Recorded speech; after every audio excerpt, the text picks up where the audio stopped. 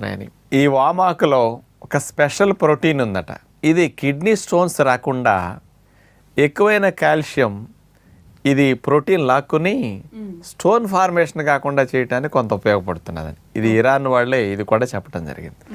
అంటే దీని మీద చూడండి, ఎంతోమంది ఎన్నో దేశాల వారు రకరకాల పరిశోధనలు చేశారు.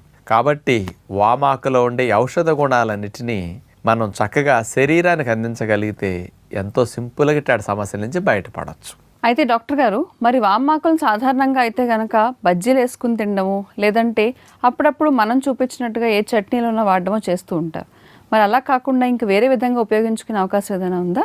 వామాకుల్ని కొంతమంది కూరల్లో కూడా వాడుతూ ఉంటారు. అంటే దాని వాసన వేరు కదా. అవును. ఇంకా వాటితో పాటు అండి, ఈ కషాయాలు మనం చేసుకుంటున్నాం కదా, ఆ కషాయాల్లో ఈ వామాకులు వేసి కూడా మరిగించవచ్చు. ఎందుకంటే లంగ్స్కి చాలా అవసరం కదా. ఇది మెయిన్